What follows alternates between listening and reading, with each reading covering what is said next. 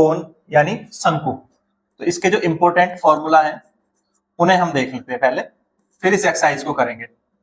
तो ये कोन है, कोन आपने सभी ने देखा होगा, बर्थडे कैप जैसी होती है, या रोड पे जो स्पीड ब्रेकर लगाए जाते हैं, इंडिकेटर लगाए जाते हैं, तो वहां पर भी एक आपने रेड कलर का जो है कोन रखा हुआ देखा होगा। तो कोन का ये जो ऊपर वाला पॉइंट है इसको कहते हैं वर्टेक्स, एपेक्स, शीर्ष, टॉप का जो पॉइंट है, और नीचे ये जो सर्कुलर है इसे कहते हैं बेस। ठीक है, तो जब सर्कुलर बेस को वर्टेक्स से कनेक्ट करते हैं तो कौन सी शेप बनती है, कोन की शेप बनती है। तो ये अगर मैं परपेंडिकुलर लाइन इसके सेंटर से खींचूं और इसके सेंटर को सर्कमफेरेंस से मिलाऊं तो ये है रेडियस और ये है कोन की हाइट, और इसको हम कहते हैं सेलेंट हाइट। सेलेंट हाइट जो तिर्यक ऊंचाई है, ये जो टेढ़ी रेखा है ये क्या है, सेलेंट हाइट, इसे हम एल लिखते हैं। ठीक है, तो ये एल से हम इसको रिप्रेजेंट करते हैं सेलेंट हाइट को। तो इसमें ये तीन चीजें बहुत इंपॉर्टेंट है, हाइट, रेडियस, और अगर रेडियस का डबल कर दोगे तो ये डायमीटर हो जाएगा, सर्कल का डायमीटर या बेस का डायमीटर, और सेलेंट हाइट। तो एल क्या है, सेलेंट हाइट है। ठीक है, एल है सेलेंट हाइट। आर क्या है, रेडियस, आर है रेडियस ऑफ बेस, और एच क्या है, हाइट, एच है हाइट।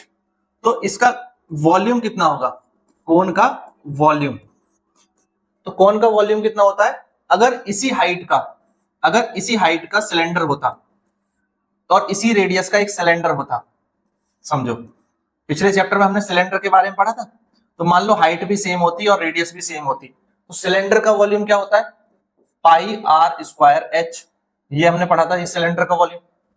तो ये है कोन, अगर सेम हाइट का कोन हो और सेम रेडियस वाला कोन हमारे पास हो तो बस इसको 1/3 कर दो, तो इसका वॉल्यूम होता है 1/3 पाई आर स्क्वायर एच, 1/3 हो जाता है, 1/3 हो जाता है। तो वॉल्यूम कितना हो गया, 1/3 ऑफ सेम हाइट के सिलेंडर, और को अगर हम लें सेम हाइट और रेडियस वाला सिलेंडर तो उसका 1/3 होता है। फिर इसमें एक चीज आपको निकालनी पड़ती है, सेलेंट हाइट। अगर हमें सेलेंट हाइट ना दी हो और हाइट और रेडियस दिए हो, यानी एल की वैल्यू ना दी हो, तो वो आप कैसे निकाल सकते हैं, √r square plus H square से। इससे कभी आपको एल दिया होगा, आर दिया होगा तो एच निकालना होगा, तो भी ऐसे ही निकाल लेंगे। ठीक है, क्योंकि एल स्क्वायर इक्वल टू होता है R square plus H square के। तो इसका हम यूज करेंगे जब हमें इन तीन में से 2 की वैल्यू दी होगी और 1 नहीं दिया होगा, तो ये बहुत इंपॉर्टेंट फॉर्मूला है। अगर हमें कर्व्ड सरफेस एरिया निकालना हो या लेटरल सरफेस एरिया जिसे कहते हैं, तो कर्व्ड सरफेस एरिया कितना होगा इसका, पाई आर एल, कितना होगा, pi R L curved surface area.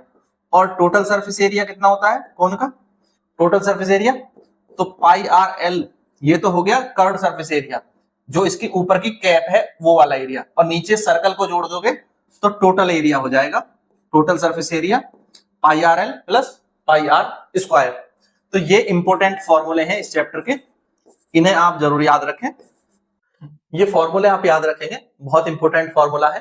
और यहाँ पे मैंने एक चीज और बताई है, अगर सेम हाइट और सेम रेडियस का हमें सिलेंडर दिया हो, उतनी ही हाइट उतनी ही रेडियस का कोन दिया हो, तो कोन का जो वॉल्यूम है वो 1/3 होता है, किसका, सिलेंडर के वॉल्यूम का।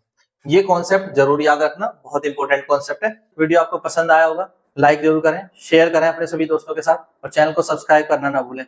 और इसी तरह के और वीडियोस देखने के लिए यहाँ साइड में प्लेलिस्ट आ रही होगी, चैप्टर वाइज भी प्लेलिस्ट है और क्वेश्चन वाइज भी प्लेलिस्ट है। तो आपको अगर पर्टिकुलर क्वेश्चन का आंसर देखना है तो क्वेश्चन वाइज प्लेलिस्ट में जाए, या आपने पूरी एक्सरसाइज सॉल्व करनी है, समझनी है, तो चैप्टर वाइज प्लेलिस्ट में जाए। Thank you, thanks for watching.